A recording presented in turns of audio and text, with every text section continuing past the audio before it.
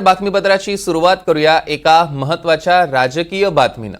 प्रकाश आंबेडकरांच्या वंचितमुळे यंदाही महाविकास आघाडीला फटका बसल्याचं बोललं जातंय। वंचित जर महाविकास आघाडीसोबत लढली असती तर मतांचं विभाजन झालं नसतं आणि त्याचा फायदा महाविकास आघाडीला 4 जागांवर झाला असता। या 4 जागा नेमक्या कुठल्या तर एक अकोल्याची, दुसरी बुलढाण्याची, हातकणंगले आणि वायव्य मुंबई। वंचितच्या उमेदवारांमुळे मतांचं विभाजन झालं। अकोल्यात प्रकाश आंबेडकर स्वतः उभे होते, या ठिकाणी तिरंगी लढत होती आणि या निवडणुकीत काँग्रेसचे अभय पाटील अवघ्या 40,626 मतांनी पडले। आंबेडकर जर महाविकास आघाडीकडून उभे राहिले असते तर कदाचित जिंकून देखील आले असते। दुसरीकडे बुलढाण्यातल्या जागेबद्दल जर बघितलं तर ठाकरे गटाच्या नरेंद्र खेडेकरांना पराभव पत्करावा लागला। तसंच हातकणंगलेमध्ये ठाकरे गटाचे उमेदवार सत्यजित पाटील अवघ्या 13,426 मतांनी पराभूत झाले। सगळ्यात धक्कादायक म्हणजे वायव्य मुंबईतला जो निकाल अमोल कीर्तीकरांचा, त्यांची मतं वंचितच्या उमेदवारामुळे विभागली गेली। निश्चितपणे वंचितच्या उमेदवारांनी जर ती मतं घेतली नसती तर 48 मतं निश्चितपणे अमोल कीर्तीकरांना जास्त मिळाली असती, त्यामुळे महाविकास आघाडीची 1 जागा इथे सुद्धा वाढली असती। ग्राफिक्सच्या माध्यमातून बघतोय अकोल्यात भाजपला मिळालेली मतं आहेत 4,57,030 अनुप धोत्रेंना, तर काँग्रेसच्या अभय पाटलांना मिळालेली मतं 4,16,404। काँग्रेसच्या उमेदवाराचा पराभव झालाय 40,626 मतांनी, हा डिफरन्स आपण बघतोय। आणि वंचितच्या उमेदवार प्रकाश आंबेडकरांना मिळालेली मतं 2,76,747। म्हणजे जर वंचितचे उमेदवार प्रकाश आंबेडकर अकोल्यातनं स्वतः महाविकास आघाडीकडून उभे राहिले असते तर कदाचित ते जिंकू सुद्धा शकले असते आणि ही जागा पुन्हा एकदा महाविकास आघाडीकडे आली असती। हातकणंगलेमधली जर आपण स्थिती बघितली, धैर्यशील माने होते शिवसेना शिंदे गटाचे, त्यांना मिळालेली मतं आहेत 5,20,190 आणि सत्यजित पाटील उद्धव बाळासाहेब ठाकरे गटाचे, त्यांना मिळालेली मतं आहेत 5,06,764। म्हणजे ह्यांच्यातही जर आपण फरक बघितला तर फार नाहीये, 13,416 मतांचा फरक आहे। अवघ्या 13,416 मतांनी ठाकरेंच्या उमेदवाराचा पराभव झालेला आहे।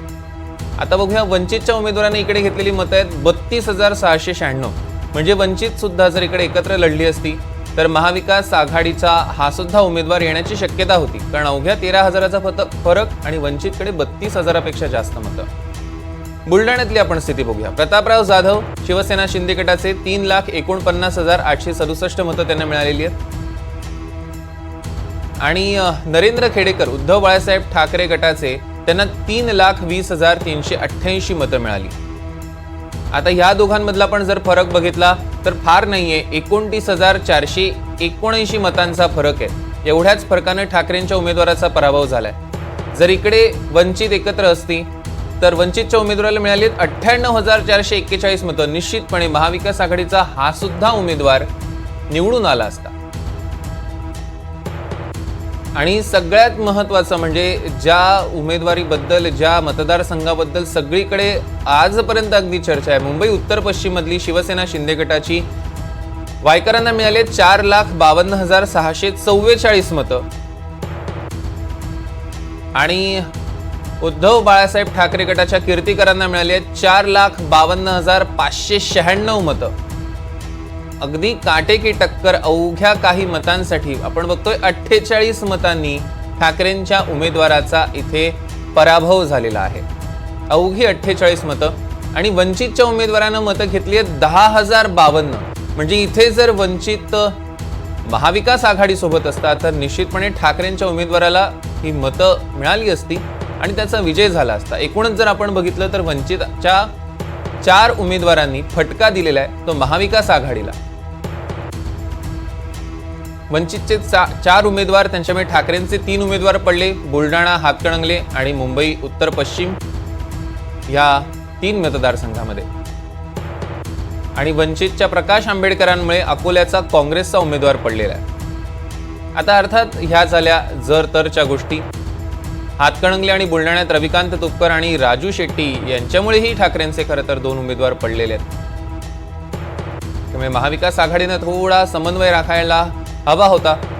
हातकणंगले आणि बुलढाण्यात ठाकरेंचे उमेदवार काही हजार मतांनी पडले, तर शेट्टी आणि तुपकरांनी अगदी लाखांमध्ये मतं घेतलेली आहेत. जर प्रकाश आंबेडकरांना महाविकास आघाडीनं सोबत घेतलं असतं तर महायुती 14 जागांवर आली असती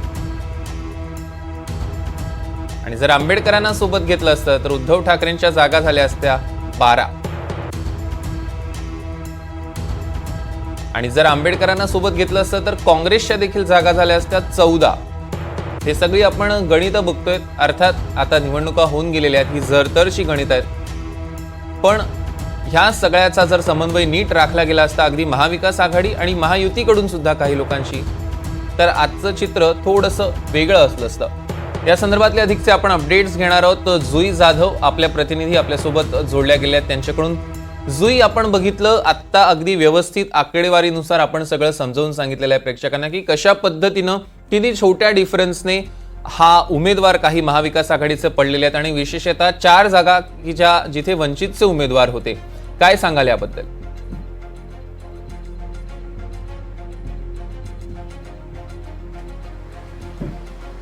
सौरभ, अगदी बरोबर.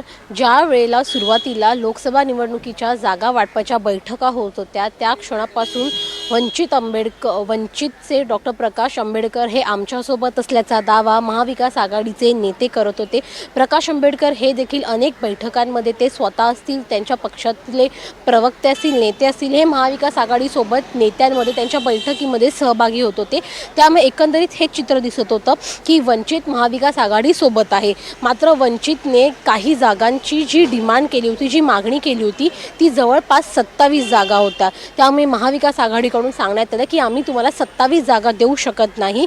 याच कारणावरून वंचित महाविकास आघाडीतून बाहेर पडली आणि स्वतंत्र लढण्याचा निर्णय घेतला. वंचितने जवळपास सगळ्या ठिकाणी लोकसभेमध्ये त्यांचे उमेदवार दिले होते आणि याचा फटका आता 4 जागांवर महाविकास आघाडीला बसलेला आपल्याला पाहायला मिळतोय. 2019च्या निवडणुकीमध्ये वंचित आणि MIM एकत्र होते, भाजप आणि शिवसेना एकत्र होती. त्यामुळे काँग्रेस आणि राष्ट्रवादीच्या बऱ्याच जवळपास 7 ते 8 जागांवर वंचितचा फटका बसला. वंचितच्या उमेदवारांनी त्यांची मतं खाल्ली.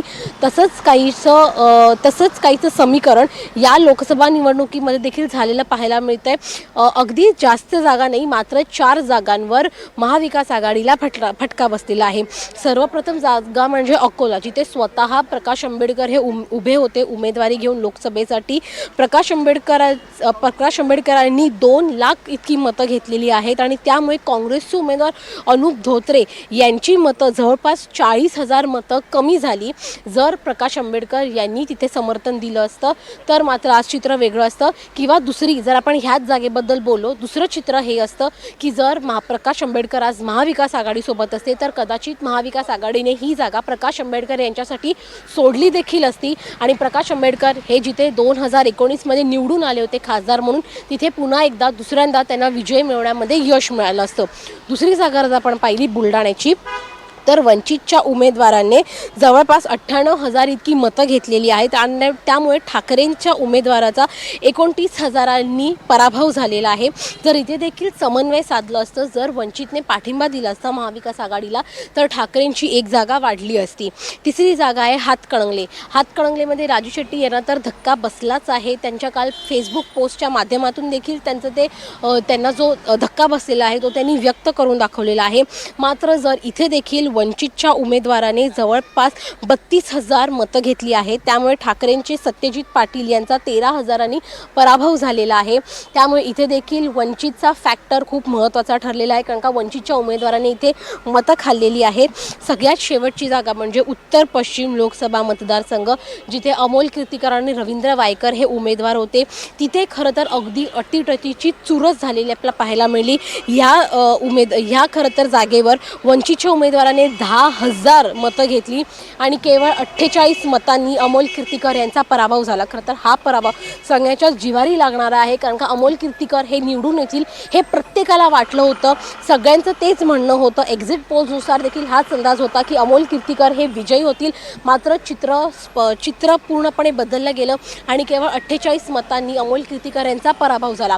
जर या जागेवर देखील वंचितने महाविकास आघाडीला, ठाकरे गटाला समर्थन दिलं असतं तर आज चित्र चित्र असतं. वंचितला स्वतःच्या देखील जागा निवडून आणता आल्या असत्या जिथे जिथे त्यांनी उमेदवार दिले असते आणि दुसरीकडे महाविकास आघाडीचे देखील उमेदवार जिंकून त्यांचा देखील विजयाचा आकडा 30च्या पार नक्कीच गेला असता. त्यामुळे आता विधानसभेच्या निवडणूक ज्या वेळेला येतील म्हणजे येत्या 4 महिन्यामध्ये विधानसभेच्या निवडणुका लागतील, त्या निवडणुकींमध्ये नेमकं महाविकास आघाडीचं प्लॅनिंग काय असणार आहे. कारण का वंचित प्रकाश आंबेडकर यांनी हे देखील सांगितलं होतं वंचितच्या अध्यक्षांनी की विधानसभेमध्ये चित्र बदलू शकतं, वंचित काँग्रेससोबतही जाऊ शकते. त्यामुळे विधानसभेला नेमकं कसं चित्र समोर येत आहे, समीकरणं कशी बदलत आहेत हे येत्या काही काळामध्ये स्पष्ट होईल. सौरभ. निश्चितच जुई, आता ह्यातनं नेमकं कशा पद्धतीनं महाविकास आघाडी धडा घेतं आणि विधानसभेच्या वेळेला कशी समीकरणं जुळतात हे बघणं अत्यंत महत्त्वाचं ठरणार आहे. तुर्तास धन्यवाद जुई, आपण दिलेल्या सविस्तर अपडेटसाठी.